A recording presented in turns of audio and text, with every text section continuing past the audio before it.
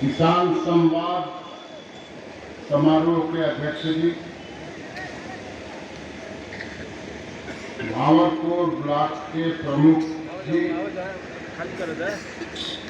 Mohammadabad block के आज धोती पहने हुए धोती पहने और शाश्वत धोती पहनिएगा।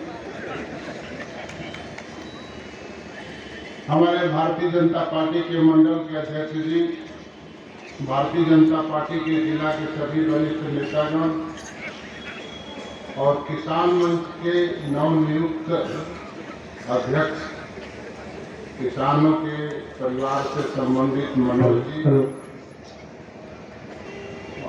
और इस कार्यक्रम के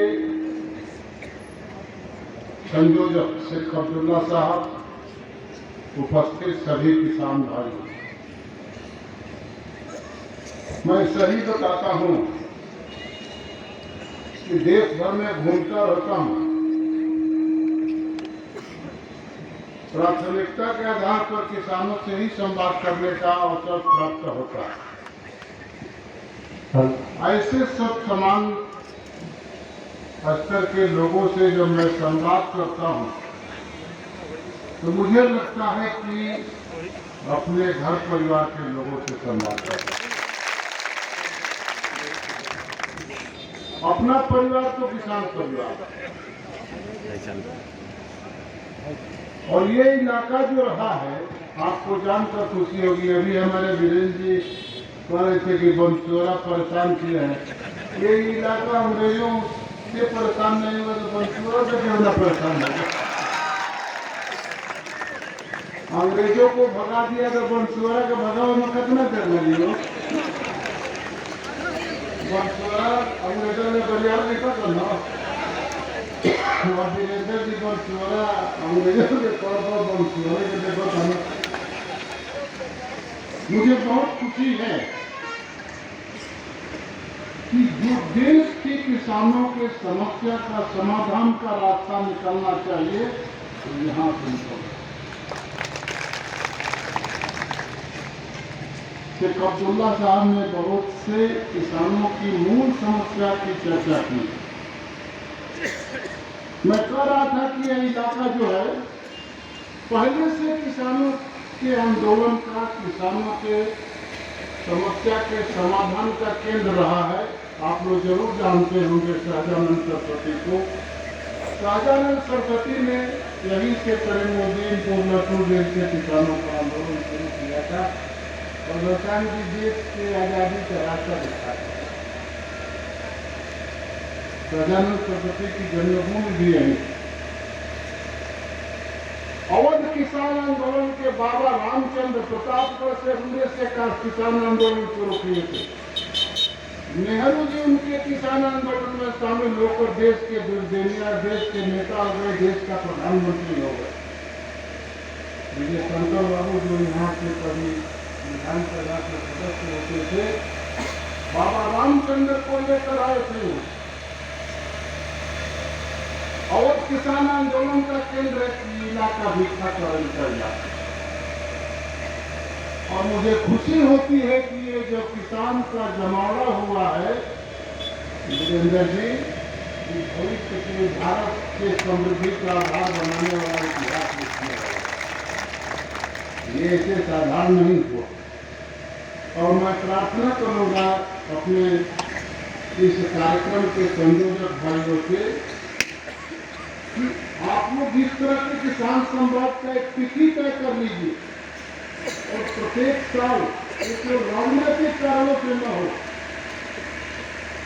ये प्रत्येक साल आप समझ लीजिए कि मेरा कर्तव्य धर्म है कि किसानों के साथ एक बार दो बार संवाद होना ही चाहिए।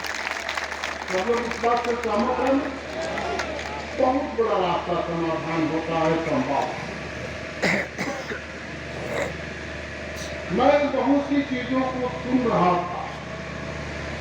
किसानों की समृद्धि को बढ़ाने के लिए शेख अब्दुल्ला साहब ने बहुत सही फार्मूला बताया। मैं जब आता हूँ करल के इलाके से गुजरता हूँ, बहुत कई लोग मेरे साथ कभी कभी होते हैं तो मैं बताता हूँ कि ये करैल का इलाका दुनिया का सबसे उपजाऊ इलाका है। करैल से लेके दुआबा तक का उपजाऊ जमीन, यही जब मैं जल जमाव से देखता था कि हजारों बीघे जमीन पर खेती नहीं होते हैं, तो मैंने यहीं के गाजीपुर के बैठक में हमारे वीरेंद्र जी किसान के सब लोग उपस्थित थे, हमारे प्रमुख जी भी उपस्थित थे। मैंने कहा कि मंगई को काट के उसका जल प्रवाह कर देना चाहिए, और जल प्रवाहित करने के बाद मुझे लगता है, मैं किसान हूँ, इस बात को बता सकता हूँ कि जल प्रवाह जब उसके पेटा से होकर गुजरेंगे पानी, तो जल जमाव नहीं होगा। और करैल में जो जल जमाव से खेती बाधित होती है वो खेती होगा।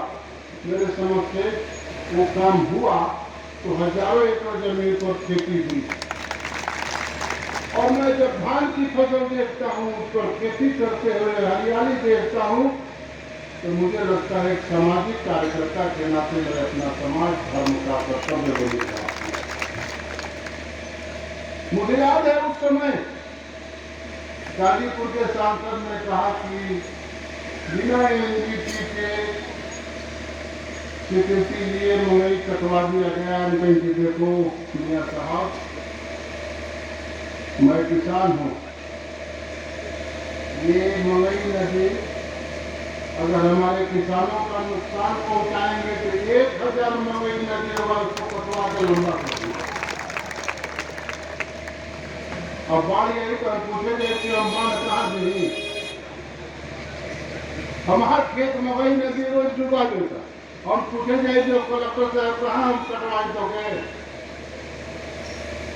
और मैंने कलेक्टर से सभी अधिकारियों से कहा कि मैं जो कहता हूँ वही जरूर सत्य है और वही अंतिम वाक्य है और वही होगा, वही हुआ। मैं एक बात निवेदन करूंगा, कुछ समस्याएं किसानों के बारे में, तो उत्पादन को लाभकारी कीमत मिलनी चाहिए। और मैं समझता हूं कि मंडी के द्वारा जो व्यवस्था स्थापित हुई है किसानों के लाभ के लिए हुआ, और इसका समाधान शेख अब्दुल्ला साहब के साथ जो गोल है वही कर सकते। अब कुछ लोग कहते हैं कि 15 रुपये बिकता है तो वही लोग 20 रुपये बिक देते हैं।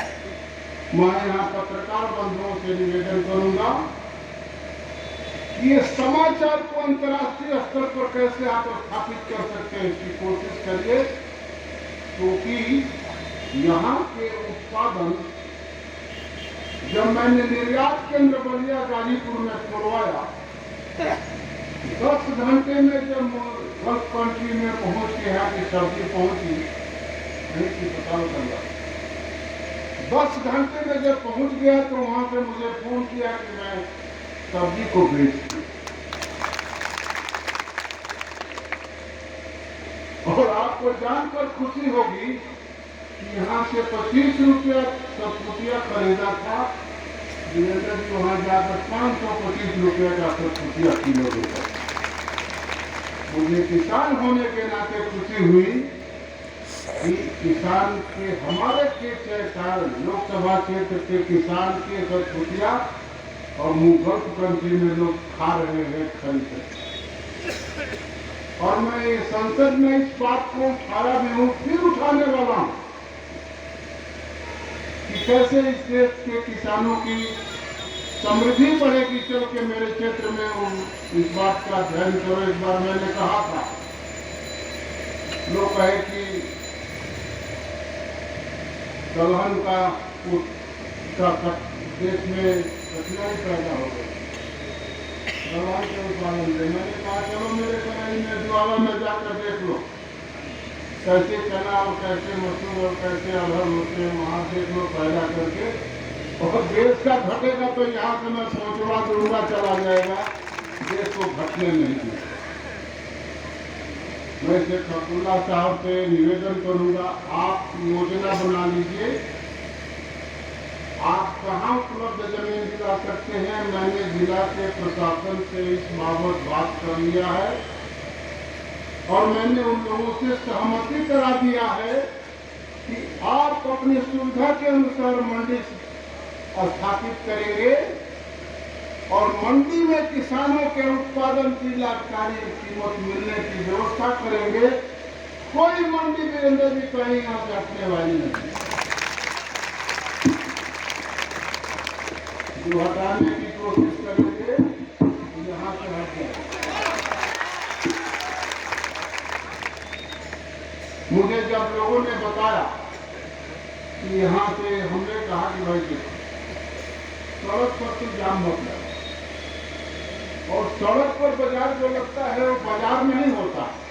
सड़क का बाजार मेरे समझ से अस्थायी बाजार होता है। बाजार लगाने की एक जगह होना और बाजार लगाने की जगह मंडी बनाओ, वहां मंडी में इकट्ठा करो और फिर आप 5 करोड़ रुपया अगर मंडी समिति लेते हैं तो आपसे मैं भरोसा दिलाता हूँ इस किसान भाइयों के समक्ष। मैं अभी आप लोगों को सूचना देकर अभी डीएम के मैं यही बात कर लेता हूँ कि किस दिन बैठक करना है और मीटिंग करके ये तय करेंगे कि 5 करोड़ रुपया हमसे अगर सालाना लेते हो तो ये तुम्हारे बाप के खजाने का पैसा नहीं है, मेरे खजाने का पैसा है। उस विकास के लिए मुझे 5 करोड़ से ज्यादा पैसा खर्चा करना पड़ेगा। जहां तक इस सड़क की चौड़ीकरण की बात आपने कही है, इस सड़क के चौड़ीकरण की प्रस्तुति हो चुकी है और इसका पटरी भी चौड़ा हो चुका है। यहाँ से लेकर वहां तक होगा, उस सड़क तक। मेरे मन में है कि हम किसानों की समृद्धि को कैसे हम बढ़ा सकते हैं, उसका उदाहरण हम यहाँ से प्रस्तुत करेंगे। देश के लिए आप उदाहरण बनेंगे, इस बात की कोशिश होनी ही चाहिए। अभी आप एक लिखित तौर पर मंडी समिति कहाँ बननी चाहिए बना लीजिए। आपके पतालगंगा मंडी समिति के नाम से आप यहाँ से मंडी समिति संचालित करते हैं तो उसके नाम से ही आपके जो नाम चलते हैं उसी नाम से चलेंगे। इसी व्यवस्था में जिलाधिकारी का आपके मीटिंग में उसी दिन आप लोगों ने जो भी मांग किसानों ने रखी है, एक भी मांग गैर वाजिब नहीं है और मैं आपका सांसद हूं। मैं भरोसा दिलाता हूं कि इस पूरी मांगों को मैं पूरा करूंगा। वो मेरा काम है और मेरे रुचि का काम है और मैं चाहता हूं कि ऐसा ही संवाद मुझे देश भर में करने को मिले। और आप लोगों ने जो पवित्र काम उठाया है, देश की आर्थिक समृद्धि किसान की आमदनी बढ़ने के बाद ही हो सकती है। इस देश की कृषि अर्थव्यवस्था, ग्रामीण अर्थव्यवस्था कितनी शक्तिशाली है, जब कोई आपद धर्म आता है तो इसका। कोरोना के महाकाल में जब दुनिया तबाह हो रहा था तो भारत के किसानों ने अपने परिश्रम के पुरुषार्थ से खेती का उत्पादन 42% बढ़ा दिया।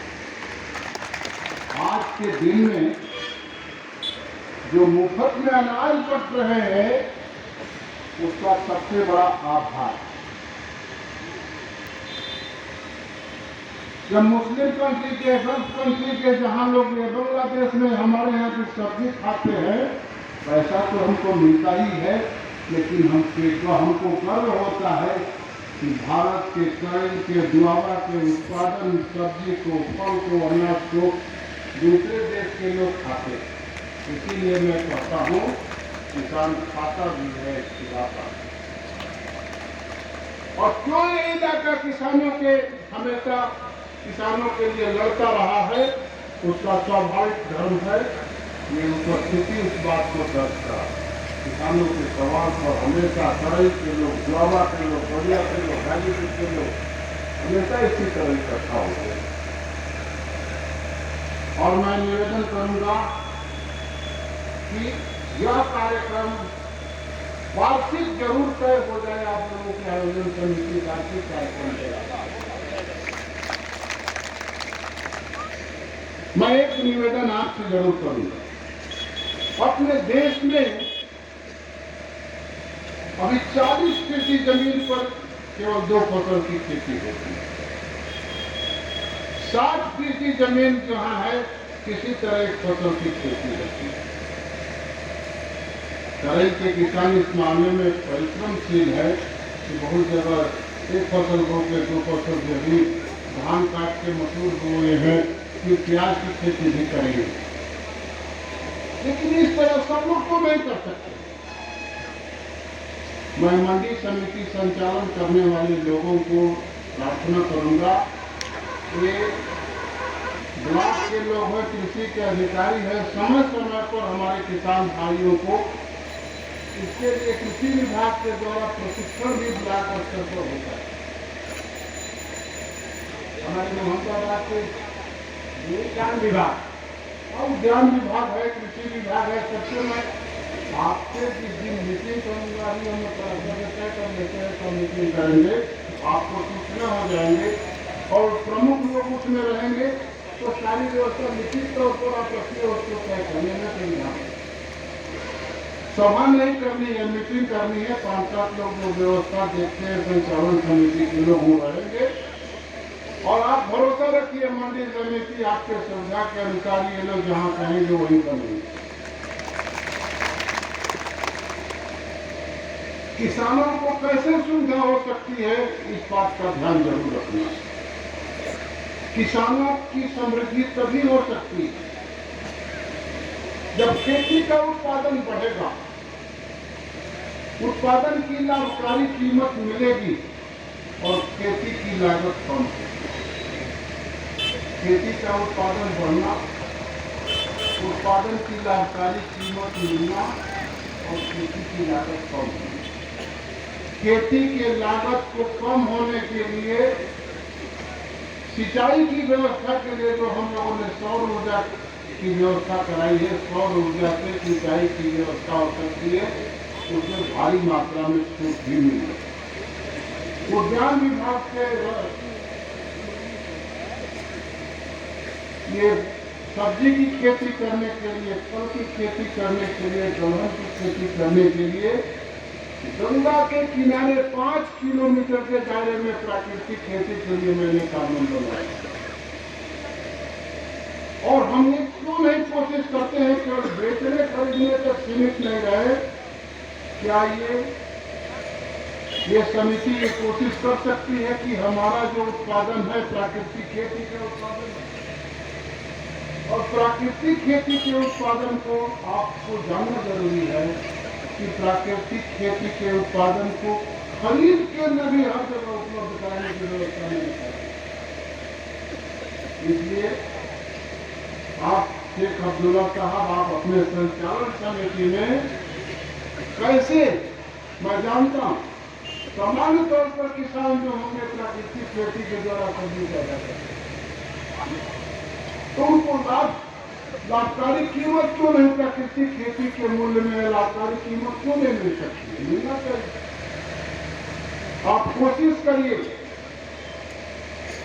कि हम अपने मंडी समिति के माध्यम से हमारी सब्जी प्राकृतिक खेती के द्वारा पैदा हो रही है, इसका भी प्रचार अंतर्राष्ट्रीय स्तर पर करके हम उसको अंतर्राष्ट्रीय बाजार उपलब्ध कराएंगे। और मैं मीडिया के लोगों से प्रार्थना करूंगा कि आपका भी थोड़ा योगदान इसमें जरूर होगा। यहाँ पर प्राकृतिक खेती स्वाभाविक तौर पर होती है। गंगा के किनारे 5 किलोमीटर के दायरे में प्राकृतिक खेती के लिए सरकार से मैंने कानून बनाया। आपको जानकर खुशी होगी कि मैं स्वस्थ समाज, स्वस्थ देश, सबल राष्ट्र, स्वाभिमानी राष्ट्र और समृद्ध राष्ट्र के लिए कल्पना करके काम करता हूं। और इसी के निमित्त हमारे इलाके में मैंने देखा आर्सेनिक का इतना असर था कि उसको फसल का भी उसको असर होता है और लोगों के स्वास्थ्य का भी असर होता है। लेकिन मैं पहले कोशिश किया है पूरे लोकसभा क्षेत्र में 22,000 करोड़ रुपए का हर घर जल नल से गंगा जल के पानी को शुद्ध करके हर घर तक नल पहुंचाने के लिए काम शुरू हो गया है। मैं समझता हूं कि हर परिवार को गंगा जल का शुद्ध पानी भी जरूर मिलेगा। आप स्वस्थ रहेंगे, आप स्वस्थ रहेंगे तो देश स्वस्थ होगा, देश स्वस्थ होगा तो देश सबल होगा, स्वाभिमानी होगा, समृद्ध होगा। एक आदमी घर का बीमार पड़ जाता है तो कितनी चिंता होगा। इसलिए मैं निवेदन करूंगा यहाँ के संचालक लोगों से कि किसानों की समृद्धि को बढ़ाने के लिए आप मंडी समिति के द्वारा कैसे किसानों को नई तकनीक के आधार पर उनके सब्जी को उत्पादन बढ़ा सकते हैं, प्राकृतिक खेती के द्वारा सब्जी को उत्पादन को कैसे बाजार दिला सकते हैं, ये भी कोशिश करेंगे। मैं इसमें पूरी आपकी मदद करूँगा। अभी हम लोग जिला के अधिकारी से मैं बात किया हूँ, कर लेता हूँ। किसी दिन हम लोग बैठते हैं समय कर के श्री अब्दुल्ला साहब को, मनोज जी सब लोग को बता देंगे, सब लोग बैठेंगे और फिर हम लोग तय कर लेंगे कि मंडी समिति की व्यवस्था अलग से स्वतंत्र तरीके से पताल गंगा मंडी कैसे संचालित है और यहाँ के किसानों को लाभकारी कीमत कैसे मिले, वहाँ से विकास का मुकाम कैसे आगे बढ़े, मैं जरूर कोशिश करूँगा। मैं समझता हूँ कि ये मेरे कर्तव्य धर्म का एक पहला कदम होगा और अपना निवेदन पूरा करता हूँ।